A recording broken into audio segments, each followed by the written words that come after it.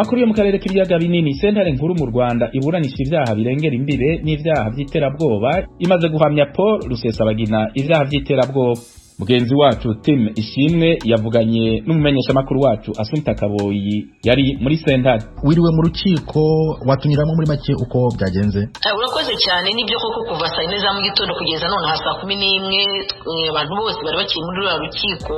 Imyanzuro rero uko ibaye nuko Rusesabagina navuga ko ari we muntu hawe igihano kinini ugereranije n'abandi bantu 20 bareganwaga ko bamuha urukiko rumuhanishije igifungo cy'imyaka 25. Urukiko ruvuga ko bwa mbere akitaba mu bugenzacyaha yagerageje gusobanura neza ibyo bamuregaga ndetse bimwe n'imwe akagenda abyemera, ariko urukiko rugasobanura ko byageze mu kuburana mu mizi akikura mu rubanza.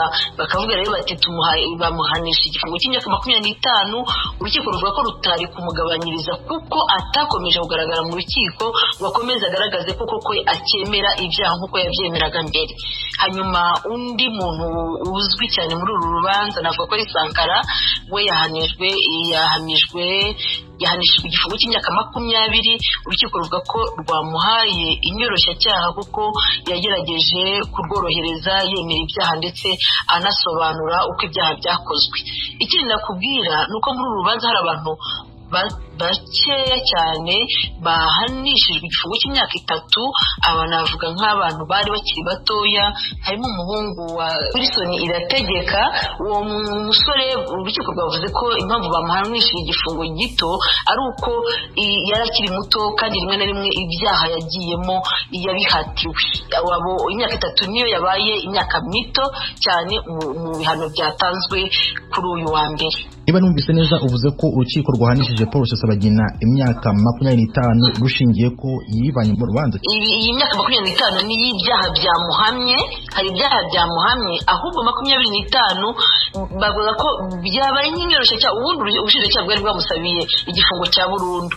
Ariko urukiko ruravuga ngo kuko bwa mbere akiburana mu bugenzacyaha yemeraga ibyaha ndetse agasa nkaho afashe urukiko, agasa nkaho mbese yorohereza abamubazaga, ariyo mpamvu batamuhanishije igifungo cya burundu nk'uko ubushinjacyaha bwakimusabiye. Urukiko rukanongeraho ko iyo aza kuguma mu rubanza agakomeza akoroshya mu miburanire ye ndetse agakomeza akemera ibyaha nk'uko yabyemeraga mbere, niyo myaka 25 yari kuba yagabanuka ikaba imyaka mike kuri 20. Ubushinjacyaha bwakiriye gute imyanzuro y'urukiko kuko waruvuze ko bwo bwamusabiye gufungwa burundu? Ubushinjacyaha navuganye n'umuvugizi wabwo Nkusi Faustin avuze ko muri rusange atari kuri Rusesabagina gusa, muri rusange ngo batishimiye imyanzuro y'urukiko. Baravuga ko hari abantu bari basabiye imyaka 25, 20 none cyangwa n'igifungo cya burundu, none hari ababonye nyine iyo myaka 20 ndetse hari n'abandi babonye igifungo cy'imyaka 5. Baravuga rero ngo bagiye kwicara basome iyi dosiye kuko iyi dosiye ni nini cyane, hanyuma niba bazarebe imyanzuro bafata niba bazajurira. Tuve mu Rwanda tuze mu Burundi aho n'imiburiburi abantu 3 bishwe mu gitero cya grenade ku mugwa mukuru wa politike Gitega mu ijoro ryo ku munsi w'Imana. Umumenyesha makuru w'ijwi rya Amerika Eroje Wirikaneza ari Nairobi muri Kenya niyo nkuru dufitiye. Abantu 2 baguye mu gitero cya grenade cyakozwe mu ijoro ryo kuri w'Imana ku mugwa mukuru wa politike Gitega, abandi bantu bagera ku 8 barakomeretse. Iyo grenade yatewe abanyagihugu bagizwe hanini n'abanywanyi b'umugambi uri ku butegetsi bari mu kirabo nk'uko byemezwa n'amasoko y'ijwi rya Amerika. Igitega harimo abajejwe intwaro. Ikirabo cyatewe kiri ku masanganzira y'amabarabara ya Gitega Ngozi Muyinga hagati na hagati herekeza uburaruko bushira ubuseruko bw'igihugu. Ni ruhande yahagarara imodoka zizunguruza abantu n'ibintu ku gituro kizwi nka Zege. Ico kirabo kiri ku mutumba Rutegama muri komine n'intara ya Gitega, cakozwe ku banyagihugu bari ko bagira umunsi mukuru wo kwinjira ibiro by'umutumba nk'uko bivugwa n'umwe mu bajeje intwaro yatowe kuri uwo mutumba atashimye ku mwidondoro w'umenyekana. Turiko turajana ku bitaro by'akarere bakomeretse. Ni kumwe mu bajeje intwaro mu nzego z'ibanze yavuze umwanya muto inyuma y'ico gitero. Isoko ry'ijwi rya Amerika mu gipolisi Gitega ryatwemereye ko ayo makuru ariyo. Abantu 2 baciye bapfira aho nyene, hari n'abandi benshi bakomeretse bajanywe kuvurirwa ku bitaro. Inyamiramabi yarahashitse kuraba ivyabaye. Niko ryavuze. Komisere Evariste Habogorimana arongoye igipolisi mu ntara ya Gitega yabwiye bagenzi bacu bo kuri radio Igenga Isanganiro ko baguye muri ico gitero ari umukenyezi n'umunega wiwe. Mu mushuhira abantu barenga 10 barahagaritswe n'igipolisi nk'uko bishikirizwa n'ababibonye.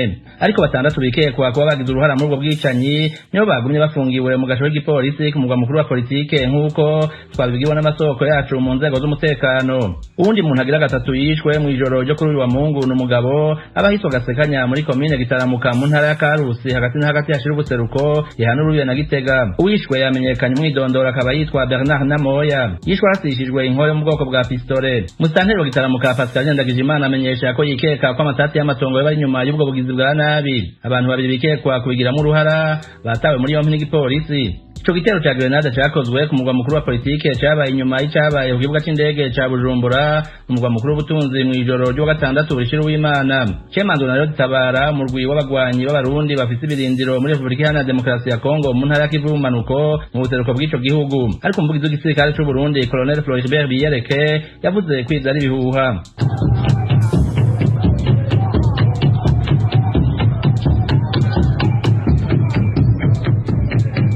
Igihugu cy'u Burundi yitavye inama igira 76 ya ONU y'abakuru b'ibihugu n'amareta aherekejwe n'umutambukanyi wiwe yakoresheje ico kibuga c'indege Rudende Burundi bufise avugizwe ingoma mw'ijoro ryo kuri w'Imana naho umuvugizi w'uwo murwi witwaje ibirwanisho we yemeje kw'iradiyo rya Amerika ko intambara zabandanije kuri uyu w'Imana hagati y'abagwanyi bawo n'igisirikare cy'u Burundi mw'ishamba cimeza rya Rukoko ahari ibigo vy'ikibuga c'indege ca Bujumbura.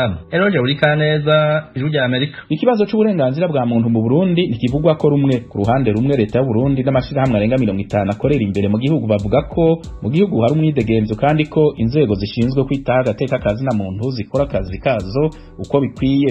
Ku rundi ruhande ishirahamwe mpuzamakungu ONU n'amashirahamwe arenga 40 mpuzamakungu n'ay'abarundi akorera hanze y'igihugu cabo vyemeza ko guhonyanga agateka kazi na muntu bibandanya gushika ubu ku buryo bukabije kandi ko ishirahamwe mpuzamakungu ONU itegerezwa kwamiza ijisho ku Burundi. Enzi wacu Thomas Kamirindi yabiganiye ko na Sixte Vinyi ni Muraba president wa CNDH komisiyo yigenga y'igihugu cy'u Burundi jejwe uburenganzira bwa muntu, Gerard Hakizimana umukuru w'ishirahamwe Foricon F rigwanye kimenyane na kamwana wa mama hamwe na Maître Janvier Bigirimana umunyamabanga mukuru wa Focode.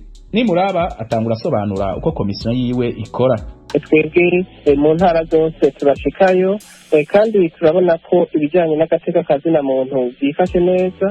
Turabona ko gusa urazi ko ibijyanye n'agateka kazi na muntu ibintu umuntu ashika ko avuga ngo yashyize ku ihangiro, ni igikorwa cya buri munsi, ni igikorwa cy'umuntu uwo ari we wese. Turabona ko intumbero turiko turafata, ibikorwa turiko turakora, ibikorwa leta y'u Burundi iriko irakora ari ibikorwa bifasha kugira ngo twerekane kandi tubone ko agateka kazi na muntu kifashe neza mu Burundi kandi ko gatera kaje imbere. Niraza rero yuko raporo sinzi ico bishimikije ko mugabo ivyo mbona jewe ndabona ko tumaze kugira intambwe ihambaye. Duhere ku mukuru w'igihugu turabe ingingo zitandukanye amaze gufata ku bijyanye n'ubutungane, ku bijyanye no kurekura abanyororo, ku bijyanye no guha ijambo amashyirahamwe atandukanye harimo n'ayo muri sosiyete sivile.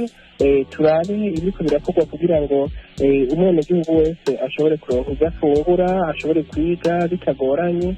Ibyo byose turabona ko ari ibintu biza gutsimbataza agateka kazi na muntu. Reka mbere dushake dushire ko n'ibiganiro bitandukanye abanyamigambwe bamaze igihe baza baragirana n'inzego zitandukanye z'igihugu, abayoboye amadini atandukanye bagiranira. Ni ukuvuga ko ndabona ko intumbero turimo mu Burundi ari nziza kandi nta n'umwe by'ukuri kiretse uwo nshaka kubihakana naye handi hoho bizemeza biriho kandi ni byinshi cyane ko batera akazi kandi batera akazi imbere cyane. President, dufatiye kuri ibyo biganiro by'abanyapolitiki, nyamara iyi komisiyo ya Loni ntabwo muvuga rumwe kubera ko ivuga nyine ku rubuga rwa politiki rugifunze, nibyo? Nagira ndamenyeshe yuko n'uwo ushaka kuraba amatariki bitwoyaronka aho umukuru w'igihugu wenyene atumira. Nibaza ko amaze kubigira nk'inshuro nka zibiri, agatumira abari mu migambwe yose itandukanye ahereye no kuba bahiganwe mu matora yo mu kwezi kwa gatanu mwaka uheze. Ni ukuvuga ko bashobora kuba badashaka kubivuga kuko ari kuri mugabo tujye turabizi kandi ivyo bintu biriho. Turabizi yuko ibiganiro by'abanyamigambwe biriko biraba muri iki kiganiro by'imenyeshamakuru byarabaye kandi n'ubu birabandanya. Ibiganiro by'abari mu masosiyete sivile biriko biraba. Ni ukuvuga ko banka kwemera ibintu kandi bazi ko biriho. Noneho duhe ijambo Maître Janvier Bigirimana umunyamabanga mukuru wa Focode.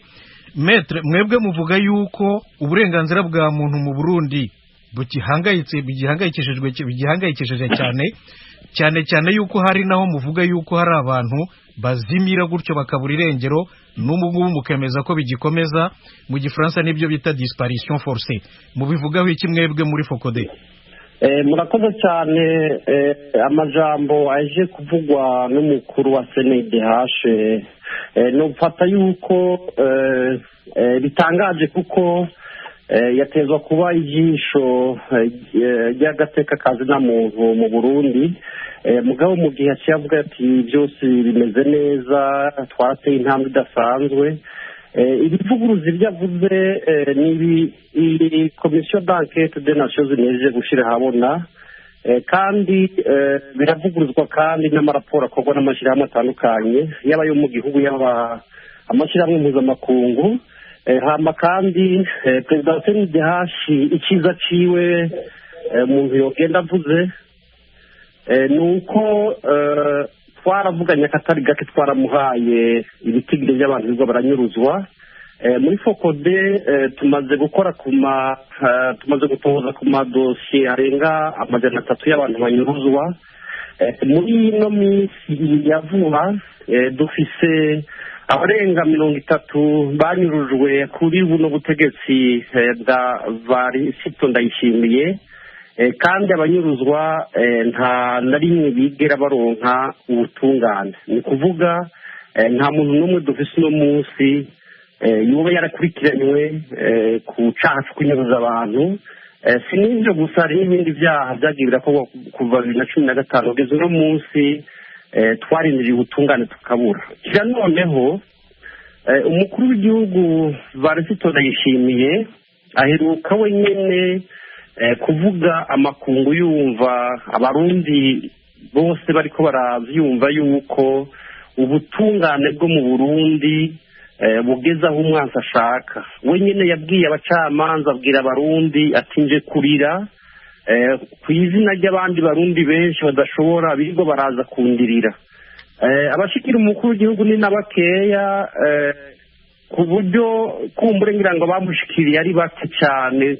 Uravye abamerewe nabi, abishyuwe abantu, abafise abantu banyurujwe batigeze bashobora kuronka ubutungane.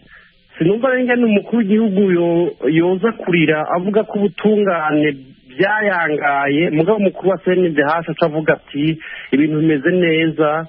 Kuko nagomba nibutsa abatwumviriza, nta gihugu gishobora kubamo agateka kazi na muntu ngo kubahirizwe kidafise ubutungane bwigenga, kidafise ubutungane bukora neza. Ariko se Maître Bigirimana, ko uvuga ko hari amashyirahamwe y'imbere mu gihugu nayo avuga izo ngorane, atavuga ibyiza gusa, avuga n'ibibi bishobora kuba biba, waduha ingero z'amashyirahamwe ari imbere mu gihugu mu Burundi avuga uko bimeze bibi, nimba hari biba?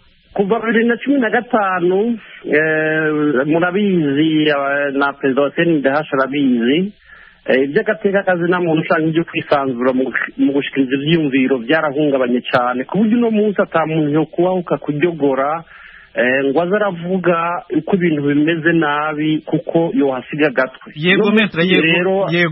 Ariko nyine narindimo mbaza nimba hari ingero z'amashyirahamwe ari mu Burundi akora amaraporo ku bintu bitagenda neza koko. Ariho ariko arafise urugira adashikako. Iyo turiko turatabariza abantu baba banyurujwe, bizogora yuko bishyirahamwe y'u Burundi riko yavuga yuko abari mu nzego z'umutekano, abari mu mbonerakure, abakorera igisata cy'iperereza baje kunyuruza umuntu kanaka. Ibyo birabagora. Ntibinagora nayo mashyirahamwe gusa, biragora na CNDH. Raporo iheruka gusohora yo mu mwaka uheze, ni raporo bavuga ko ata muntu n'umwe yanyurujwe, nako baravuga umwe nibaza ko banihenze kuko we ntiyanyurujwe ngo abugwe irengero. Umuvunja y'ibita kirahwata niyo yonyene dosiye bavuga bati umuntu ibyo bita disparition forcée niyo kayonyene bavuga. Bisigura yuko